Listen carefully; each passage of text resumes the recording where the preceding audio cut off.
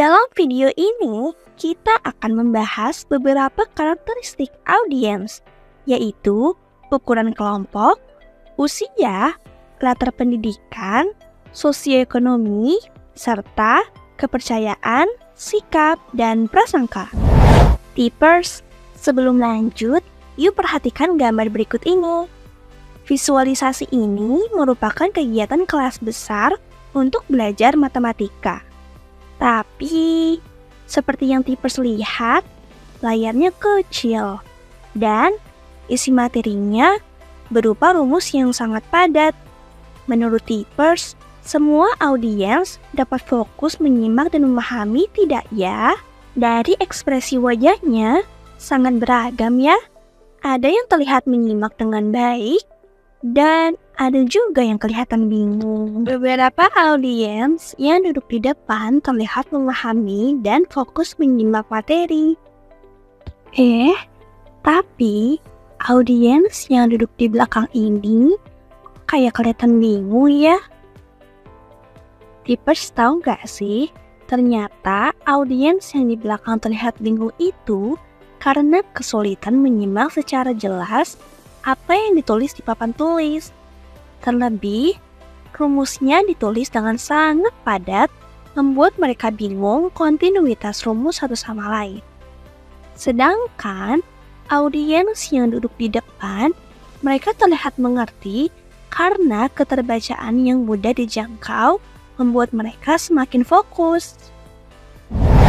Nah, media yang kita gunakan harus disesuaikan dengan audiens, keterjangkauannya, aksesibilitas, dan keterbacaan yang mudah.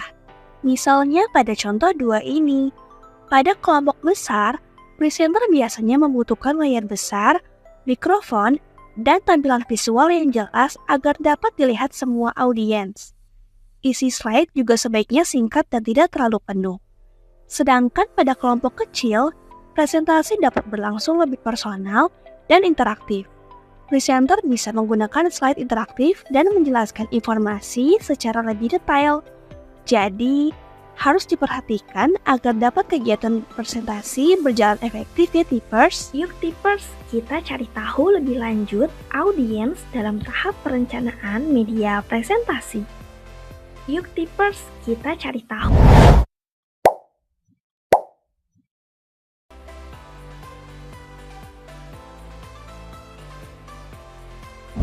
Audiens merupakan salah satu komponen yang perlu diperhatikan dalam menyusun materi, menyampaikan presentasi, dan memilih media presentasi. Presenter perlu mengetahui karakteristik audiens agar materi dan proses penyampaian kegiatan presentasi dapat tepat sasaran. Selain itu, dapat menciptakan komunikasi yang efektif sesuai dengan kebutuhan audiens sehingga tujuan presentasi dapat tercapai.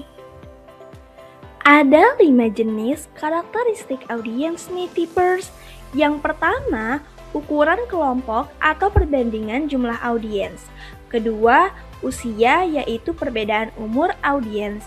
Lalu, latar pendidikan, sosioekonomi, dan kepercayaan, sikap, juga prasangka audiens. Kita bahas lebih lanjut yuk. Pertama, ukuran kelompok audiens.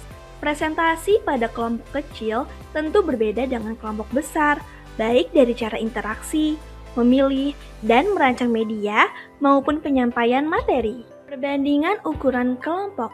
Pertama yaitu kelompok besar, penyajian media dalam kegiatan presentasi harus memerhatikan keterjangkauan ruangan serta audiens yang berada jauh dari presenter, seperti menggunakan big screen, mikrofon, visual yang jelas, informasi berupa poin yang singkat. Lalu, kelompok kecil memungkinkan penggunaan media yang lebih detail dan dekat secara personal, seperti menggunakan proyektor minimalis, visual jelas, media membuat keterlibatan aktif audiens, slide interaktif, dan informasi dapat lebih lengkap. Kedua, usia, yaitu rentang umur audiens. Usia dapat memengaruhi preferensi seseorang dalam menerima dan mengolah informasi. Media yang disajikan harus menyesuaikan dengan usia para audiens agar mudah dipahami. Ketiga, latar pendidikan, yaitu background pendidikan dari audiens. Apakah tujuan presentasi disajikan untuk anak SD, SMP, atau SMA? Maka, materi harus disesuaikan dan pemilihan media juga harus disesuaikan dengan background pendidikan dari audiens. Penyesuaian latar pendidikan ini menjadi salah satu hal yang sangat penting agar tidak terjadi kesenjangan dalam proses penyampaian informasi dan proses menerima pemahaman. Keempat, sosioekonomi. Tipers, coba lihat ilustrasi gambar sosioekonomi ini.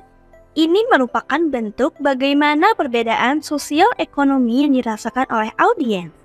Maka, dalam penyusunan materi harus diperhatikan dan disesuaikan dalam segi sosial ekonomi audiens. Perlunya penyesuaian pada konteks sosial ekonomi agar informasi dan media dapat relevan dan dipahami oleh semua kalangan audiens. Terakhir, yaitu kepercayaan, sikap, dan prasangka.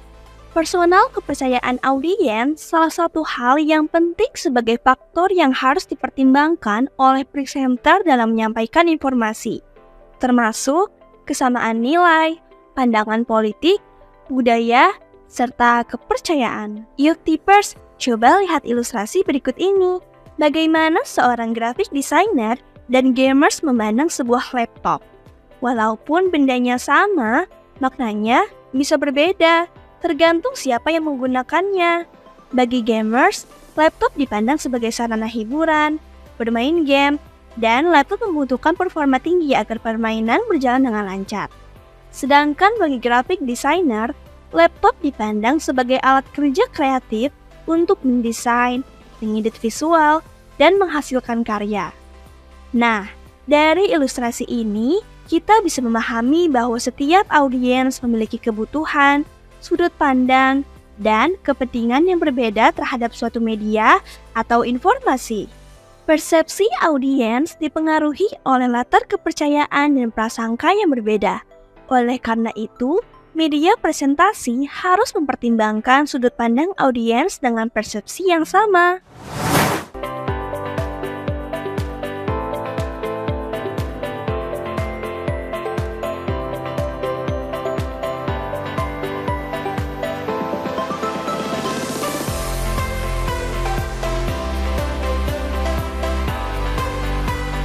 Berakhir sudah pembahasan video kita kali ini mengenai berbagai macam karakteristik audiens.